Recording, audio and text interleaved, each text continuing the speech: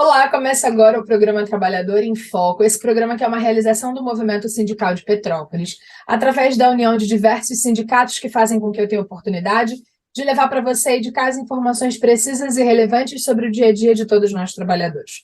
No programa de hoje, a gente vai conversar com o Dr. Fernando Souza, que é da SVA, Souza Vasconcelos Advogados, e a gente vai falar sobre uma coisa que aparentemente é óbvia. A gente vai falar de refeitório, banheiro, espaço de descanso. Vamos entender o que é obrigatório pela legislação e o que deveria ser de bom tom das empresas para com seus trabalhadores. Seja muito bem-vindo, doutor Fernando, é sempre um prazer conversar com você. Fala, Carla, obrigado. Agradeço novamente o convite. O prazer é todo nosso de poder participar do programa com você e ajudar a galera aí. A gente tem que entender que a legislação ela cuida de coisas amplas e que, em via de regra, né, eu aprendi muito isso aqui no programa Trabalhador em Foco, que as leis vão sendo criadas e estabelecidas a partir da percepção de que as coisas não estão legais na sociedade. Então, as leis elas vêm nesse caminho, né? Deu alguma coisa errada, se estabelece uma norma para que aquilo não continue ocorrendo. Assim que a gente tem que entender a lei? Exatamente, a sociedade ela é dinâmica, né? A gente vai evoluindo, os conflitos vão alterando, tomando novos contornos e a lei serve justamente para trazer essa paz social, né? A gente pensa em matérias hoje que se discutem que 10 anos atrás, 20 anos atrás não estavam nem passava pela nossa cabeça, né? Então é isso, a lei é sempre uma resposta a esses conflitos que vão surgindo no meio da gente tentar pacificá-los, aí a gente obter a famosa paz social. E eu comecei falando disso para a gente entender que, até pouco tempo atrás, a gente vivia num regime de escravidão no Brasil. E hoje a gente Uhum. está discutindo qualidade de vida no trabalho. Demoramos muito para chegar aqui, mas estamos chegando passo a passo. E eu queria que você falasse um pouquinho sobre como é que a CLT e o direito do trabalho percebem o cuidado que as empresas precisam ter para com seus trabalhadores no que diz a esse período em que esse trabalhador está ali na labuta, né? A Uhum. insalubridade, e tem coisas básicas que é o banheiro, o refeitório, não sei o quê. Como é que a legislação vê de forma ampla essas questões? Bom, vamos lá, Carla. Só para a gente entender, existe uma hierarquia entre essas leis, né? A gente tem a Constituição, a gente tem a CLT e a gente tem as normas reguladoras quando a gente fala em direito do trabalho. A CLT, ela vai ter sempre um olhar mais amplo e genérico para as coisas. Ela não consegue tratar cada situação individualmente, porque senão imagina ser um livro de 500 mil páginas.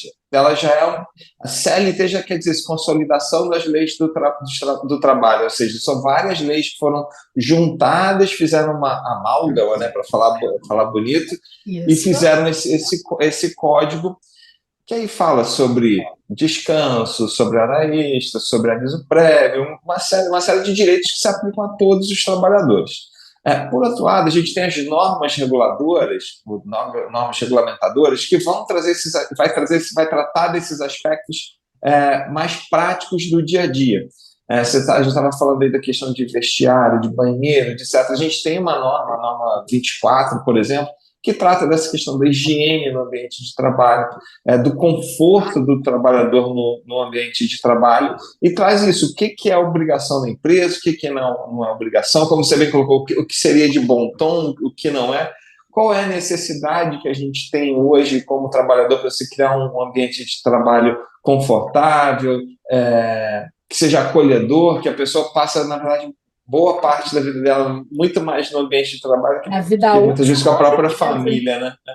Ou em casa ele está dormindo, fica um pouquinho de tempo com a família e trabalho, né? Vamos falar, a gente está criando uma série de, né, executando, realizando uma série de entrevistas sobre temas muito objetivos, que são questões que chegam lá no balcão dos sindicatos. E Uhum. aí a gente juntou temas como, por exemplo, a troca de feriado, e a gente já gravou sobre isso. E agora a gente vai falar aqui mesmo de banheiro, de refeitório e de espaço de descanso. Então, Aham. eu queria saber se todo local de trabalho precisa disponibilizar de um banheiro para os seus trabalhadores.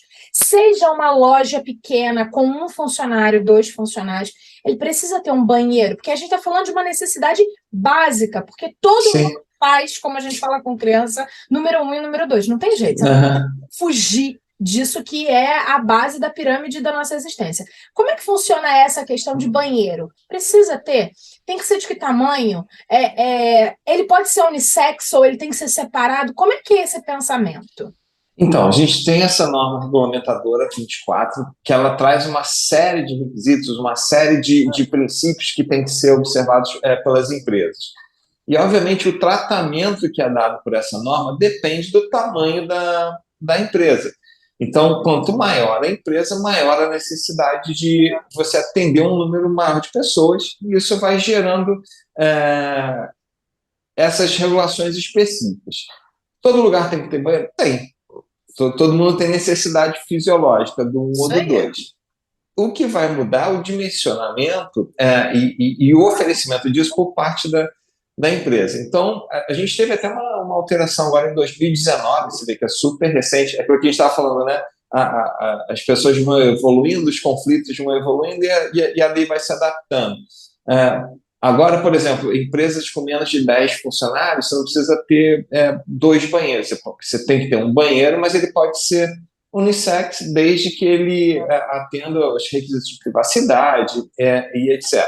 Legal. Essa norma regulamentadora ela é muito, muito específica assim, com relação ao tipo de material que você tem que ter no local, você tem que ter ventilação ou mecânica ou para um ambiente externo, para a gente, né, como é que a gente está tratando dessa evolução dos conflitos e das necessidades. O entendimento do legislador agora em 2019 foi, banheiro separado para menos de 10, a gente acha que é ultrapassado, você pode ter um banheiro unissex. E essas coisas vão surgindo, a gente vai vendo, agora a gente tem essa questão de identificação de gênero, etc. Como é que a gente atende isso, se tem que ter, se não tem que ter. A gente já sabe agora que acima de 10 funcionários você tem que ter banheiros separados, masculino e feminino. Mas como é que a gente faz com transgênero? A gente ainda está aprendendo com isso. Perfeito, legal. Mas são questionamentos legítimos e atuais, né? Perfeito. Junto a isso, quando a gente pensa em banheiro, a gente pensa em vestiário. E por que a gente segue para esse ponto, né? Nem todo trabalhador atua na sua jornada com a mesma roupa que sai de casa. Porque tem uniforme, porque tem os EPIs, porque tem todo um composto com a sua vestimenta. E aí a questão é, como é que precisam ser os vestiários para essa troca? É necessário que hajam armários para acondicionar as coisas que o trabalhador vai tirar? Como é que funciona isso? E aí a gente consegue ter um marco regulador, né?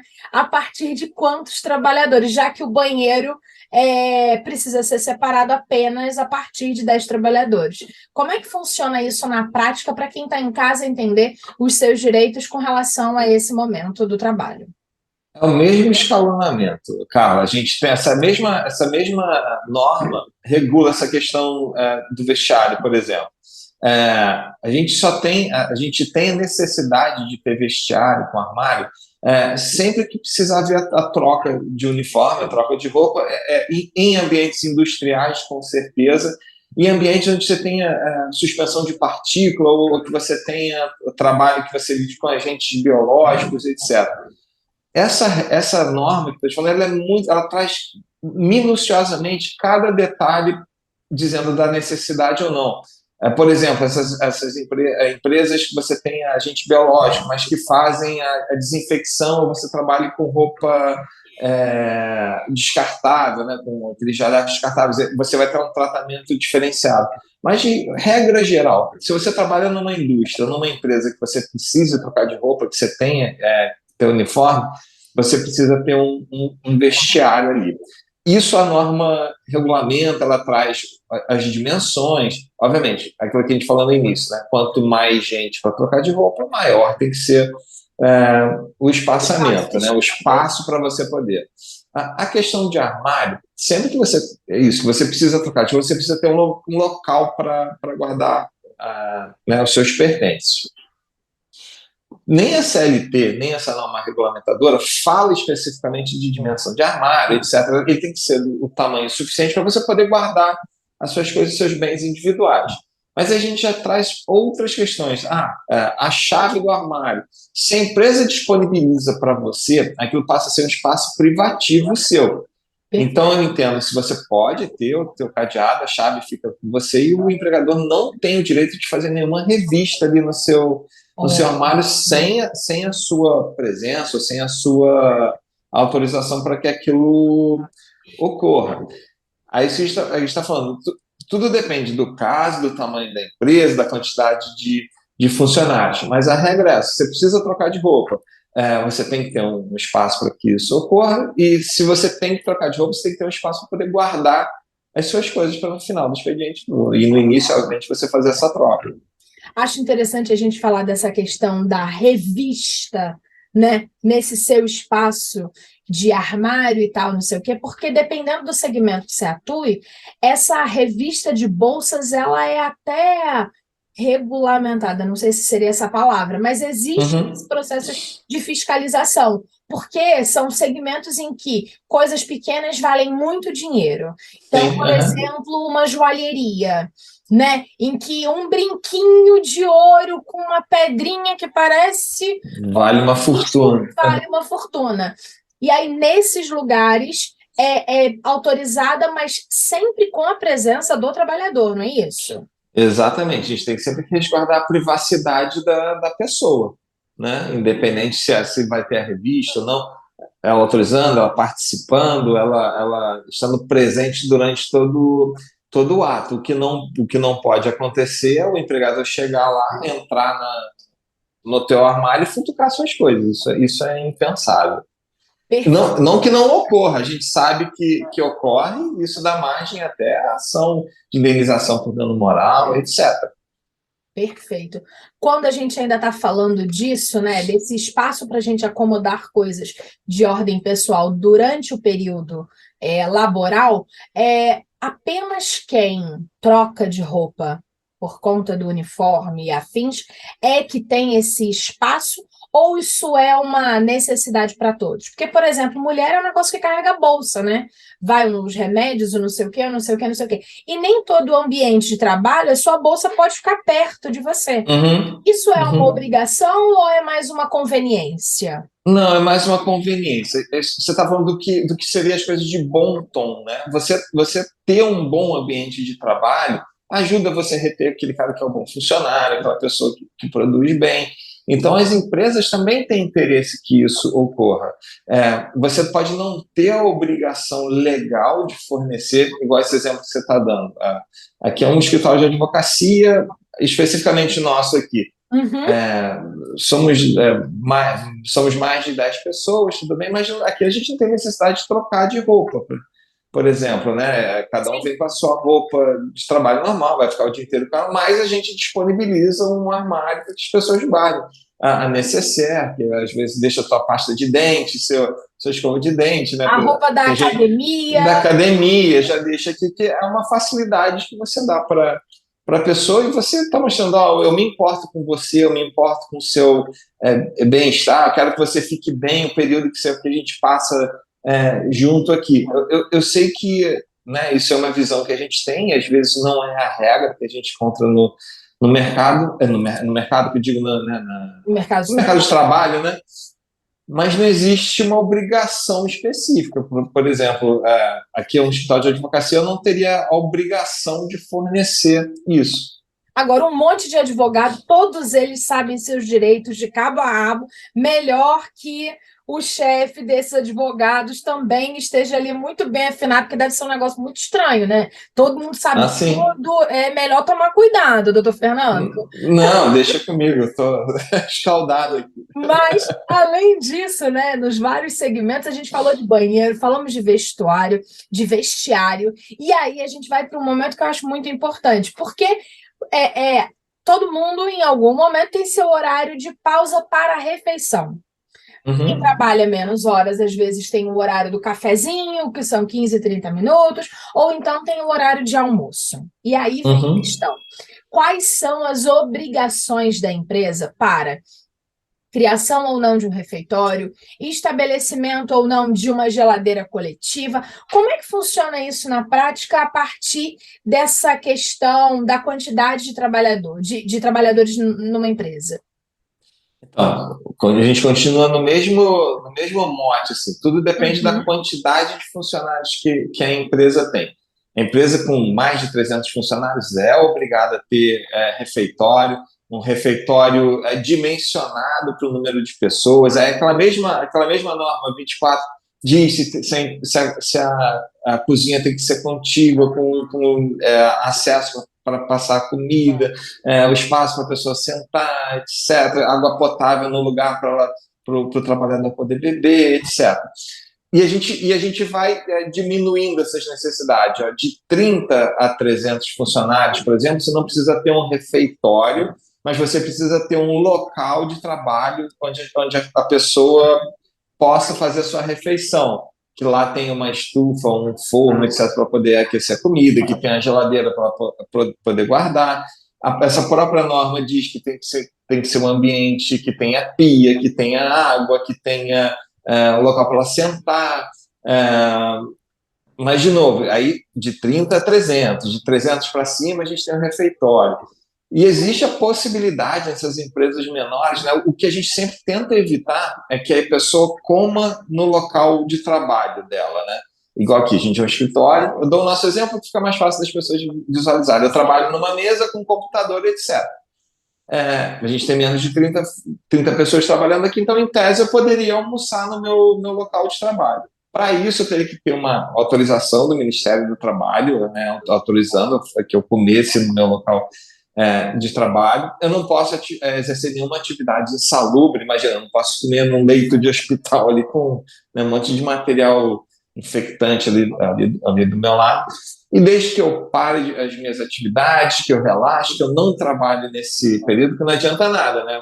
Você também é profissional liberal, a gente está comendo um sanduíche, está respondendo e-mail, está fazendo a pauta para a semana que vem, como é que a gente vai fazer. Então, né, Exato. esses momentos de descanso são realmente para o trabalhador recuperar as energias, liberar a mente dele, que a gente sabe que o trabalho, por mais mecânico, braçal, é uma coisa estressante para a mente também. Então, Sim. sempre respeitando. E a gente tem diversas situações que podem ajudar a gente a moldar essa questão se tem refeitório, se não tem. Por exemplo, ainda que seja uma empresa grande, mas que os funcionários morem no entorno e ela dê pelo menos 2 horas de refeição, ela não precisa ter um refeitório, porque aí o funcionário pode almoçar em casa. Então a gente tem uma variedade grande assim de alternativas, tanto para a empresa quanto para o empregado. Mas a regra básica é essa: de 300 para cima tem que ter refeitório, de 30 a 300 um local específico para você comer, que tenha geladeira, que tenha estufa, água potável, etc. Menos de 10, recomenda-se também que tenha um lugar específico, mas até pode comer no local de trabalho, desde que não trabalhe, que obedeça no intervalo para o descanso e tenha uma autorização específica para isso. Autorização específica para isso. Acho que esse é o Uhum, grande pulo do gato. Porque se a uhum, gente for falar que, por exemplo, o Sindicato do Comerciário é um dos sindicatos de Petrópolis que faz parte aqui do programa Trabalhador em Foco. E aí, se a gente falar aham. de comerciário, a gente vai falar de Rua Teresa e de loja de pequeno porte, que às vezes tem uma ou duas funcionárias, e aí ela come com a quentinha, o Atende. Aham. e aí ela tá comendo, entrou uma pessoa na loja, ela para de comer, a comida esfria, ela atende. Isso não pode. Não pode, não pode. O horário de refeição, que a gente chama de horário de intervalo para refeição e descanso, esse é sagrado, você não pode mexer, se você tem que parar esse horário. Até brinco aqui que o pessoal vai almoçar, quando sai daqui, vai passear, vai brincar, não fica aqui dentro, não.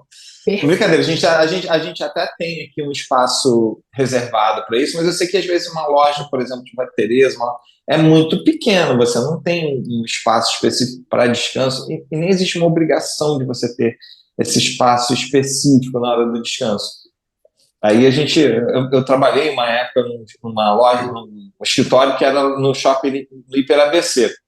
Eu falava com a secretária, ó, quando vai dar uma volta, não fica aqui dentro, não, até para você arejar também, que não tinha janela, era um negócio meio claustrofóbico, não, vamos sair, vamos dar Fechado. uma volta, Lá, que aí a então, você gente poderia ir até naquela. Tem umas lojas de decoração, né? dá uma volta, né? Sim, Pega um ar lá fora, descansa um pouquinho, é um pouco né? disso. E aí, nessa resposta sobre refeitório, você já falou que é a última questão que eu queria entender um pouco, que é esse espaço para descanso. Uhum, Eu trabalhei na editora Vozes por muito tempo e a gente tinha a FEV, que era a Associação dos Funcionários. uhum, A FEV, com os seus recursos, conseguiu montar uma sala de descanso e era muito legal. Porque tinha legal. sofá, televisão, tinha uma sinuca, tinha um totó. Aquilo era muito bom. Mas também Aham, tinham quase 300 funcionários, então uhum. uma outra realidade. Ai de mim se não fosse aquele sofá. Na época, tinha 5 estágios em comunicação, mais a faculdade. Trabalhava na editora Voz, fazia 1 milhão de coisas porque estava no início da carreira, precisava entender um pouco mais o meu mercado. E aí o sofá era meus 40 minutos sagrados de Descanso da sono. guerreira. Eu dormia de roncar naquele celular para despertar para voltar a trabalhar Uhum. é rápido para dormir no sofá. Contudo, nem todas as empresas têm esse porte. E aí, como é que fica essa coisa? Não é obrigatório, mas é de bom tom se tem espaço. O que, que pode e o que, que não precisa fornecer? A gente vê até muito hoje em dia, assim, na televisão, mostrando aquelas empresas de tecnologia, que o cara tem o videogame, tem o karaokê, tem não sei, justamente aquela questão que você estava falando do bom tom. Né? A gente ter uma empresa que acolha bem o funcionário, que dê essas ferramentas, que preze pelo bem-estar dele, ele tem vontade de ficar na empresa, tem vontade de trabalhar lá, de produzir.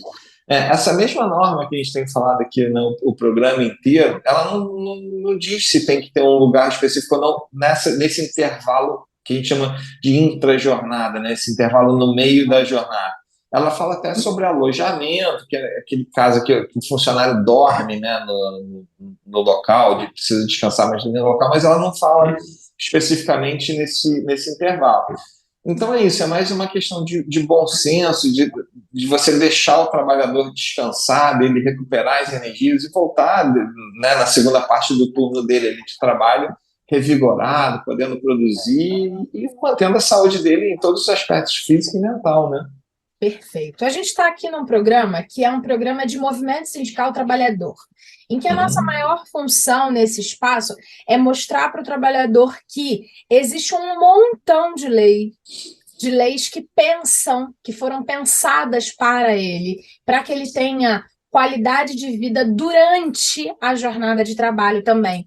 E não aquela coisa apenas de, nossa, o banheiro daqui do trabalho é horrível, eu só vou fazer número 2 em casa. Não, a gente está falando de um contexto em que o trabalhador tem que ter qualidade de vida durante todo o seu dia.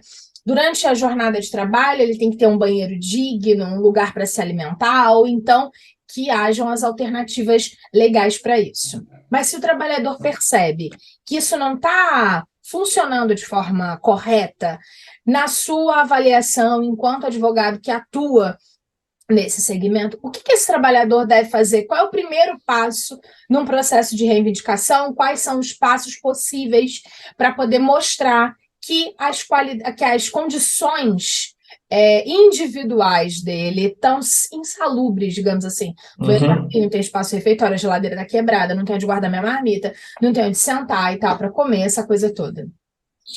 Cara, eu acho que o primeiro ponto de apoio principal assim para o trabalhador é o próprio sindicato. Ali eu acho que é um local ideal para que se recolham essas informações, que os seus colegas de trabalho façam essa mesma reclamação, informem o que está acontecendo, porque o sindicato ele tem uma fotografia mais ampla da situação e ele tem uma força coletiva maior para negociar ou impor situações que você individualmente muitas vezes não tem. Aí você tem medo de falar, de ser perseguido, o seu chefe não gostar, ficar chateado com você. Você, quando transfere isso para o sindicato, e a gente tem outras alternativas, como o próprio Ministério do Trabalho, onde você pode fazer denúncia anônima, o Ministério Público do Trabalho, dependendo da situação. Você imagina um lugar que tenha 300 pessoas e você não tem um banheiro que atenda isso. Isso é uma questão de saúde até pública, daquele público ali. Isso pode gerar um dano moral coletivo, por exemplo, onde você tem uma atuação mais específica do Ministério Público do Trabalho, por exemplo. Mas o sindicato, ele tem autonomia na verdade, legitimidade para representar esse seu interesse. Então, ele consegue, na hora de uma negociação coletiva, na hora de um acordo, de uma convenção, colocar cláusulas que visem assegurar isso. A gente está falando desse intervalo, né, intra-jornada, esse intervalo no meio da jornada. Hoje você já pode até negociar para tirar meia hora, é possível. Isso era uma regra que até antes da reforma trabalhista era imutável, era impensável você tirar menos de meia hora. Mas a gente sabe que na prática isso já acontece há muito tempo. Você deu o exemplo da roteireza, né, que acho que é clássico nosso aqui. Uhum. Às vezes a pessoa prefere almoçar meia hora, porque a hora que o bicho está pegando lá, que o pessoal também sai das lojas para comprar alguma coisa, e negocia isso, de repente você sai mais cedo. Então, é aquela evolução que a gente estava falando. A lei alterou para atender uma situação que acontece de fato há muito tempo. Perfeito. Então, foi feito os estudos, etc., chegaram à conclusão de que era possível. Então, é isso. Eu acho que você buscar apoio no sindicato, nos órgãos representativos, nas associações, etc. Igual você deu exemplo também, achei bem interessante da editora, né, que tinha uma associação dos funcionários. Sérgio, adorava. Cara, isso é muito legal, isso é muito legal.